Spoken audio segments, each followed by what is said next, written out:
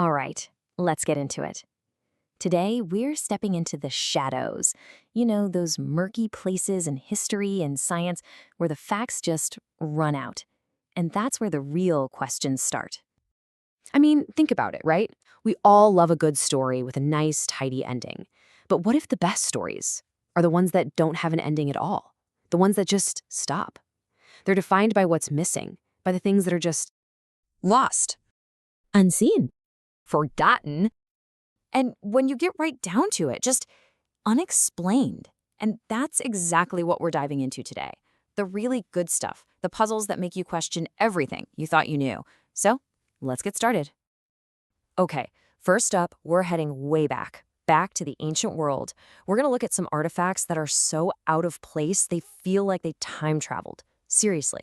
And these objects, they feed into a pretty wild idea. It's called the paleo-contact hypothesis.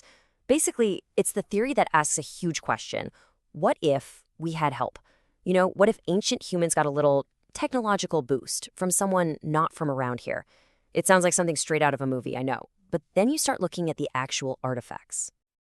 Okay, check this out. On the left, we've got something called the Baghdad Battery. We're talking 250 BC here. But look at the components. A casing, an anode, a cathode, an electrolyte. Sound familiar? It's basically the blueprint for a modern battery. This little clay pot could actually create an electrical current if you just filled it with something like vinegar or grape juice. So the big question is, were they using this to gold plate jewelry thousands of years before we supposedly discovered electricity? It's kind of mind-blowing to think about. And it doesn't stop there. Get this. Deep underground in an Egyptian temple, there are these carvings, and they look, for all the world, like giant light bulbs. I mean, complete with filaments and cords. But here's the real kicker, the part that gives me chills. The ceilings in those rooms, there's zero soot, not a trace. So they weren't using torches. So how in the world did they see what they were carving in the pitch dark? Okay, now this is where things get really, really weird. At the temple of Seti I, you can find these hieroglyphs that look, well, they look exactly like a modern helicopter and a submarine and other aircraft. Now, the official story is that it's just a fluke, you know, old carvings that got plastered over and recarved, creating an illusion. But what's so wild is the text right next to it. It's just your standard royal praise, something like, Protector of Egypt, Conqueror of Foreign Lands. So you have this totally normal, ancient text right next to an image that looks like it flew out of the 20th century. That contrast is a real head-scratcher. So, we've dug up some strange stuff from the past. Now let's jump forward in time and look up at the sky. We're talking about encounters that didn't happen thousands of years ago. These happened in modern times, to people who are still around to tell the tale. Let's talk about Barney and Betty Hill. The year is 1961. They're driving down a dark, empty road when they see a strange craft. The next thing they know, they're pulling into their driveway. Hours late. They've lost 2 hours of their life.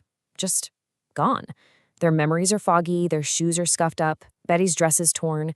Then, Betty starts having these incredibly vivid nightmares about being examined by strange beings on the craft. And the craziest part? Under hypnosis, separately, Barney and Betty told almost the exact same terrifying story of what happened during that lost time. But here it is. This is the detail that really gets you. While she was under hypnosis, Betty Hill drew a star map. She said it was the one her captors showed her. When she drew it, nobody could identify it. It didn't match any known charts. But years later, an astronomer figured it out. It was a dead ringer for the Zeta Reticuli star system. I mean, how on earth could she have known that? It's just, wow. All right, let's jump back a bit to 1942. This is right after Pearl Harbor, so tensions are sky high. Suddenly, the air raid sirens go off over Los Angeles. The military spots something in the sky and just unloads on it.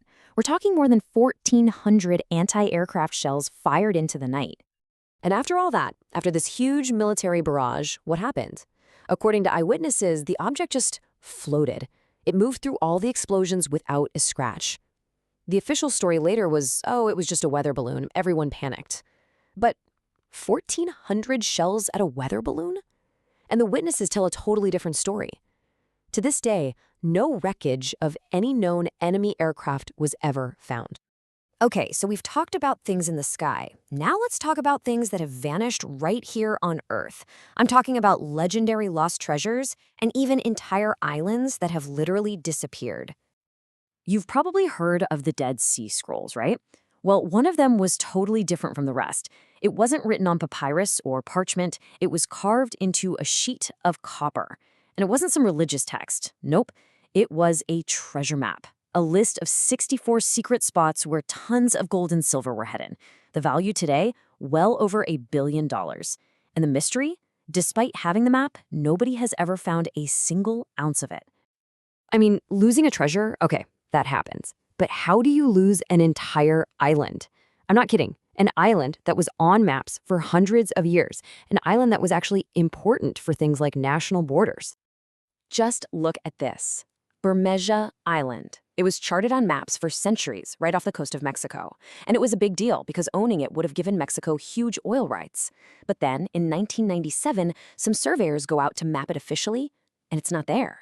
So in 2009, they send a whole research ship out with all the fancy sonar equipment, and they find nothing. No sunken landmass, no underwater mountain, not even a continental shelf where it should be. It's like it never even existed. So let's recap. We've got impossible technology from the ancient world, bizarre encounters in the sky, and places that have just up and vanished. What is it about these stories? Why do they stick with us? Why are we so drawn to the things we can't explain? I think it's because these mysteries, they're more than just puzzles. They push us. They force us to question the limits of what we think is possible. They're a reminder that just because something isn't in our textbooks doesn't mean it didn't happen. Really, they're an invitation to just keep wondering. You know, it's funny. We chase these stories thinking we want the answer. We want that final, satisfying conclusion. But what we usually find is something way better. We find deeper questions.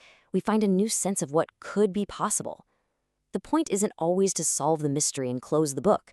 Sometimes the point is just to feel that spark of curiosity and wonder. And maybe that's the real point. Maybe some mysteries aren't meant to be solved. Maybe their whole purpose is just to make sure we never stop looking up at the sky or digging in the sand and asking, what if?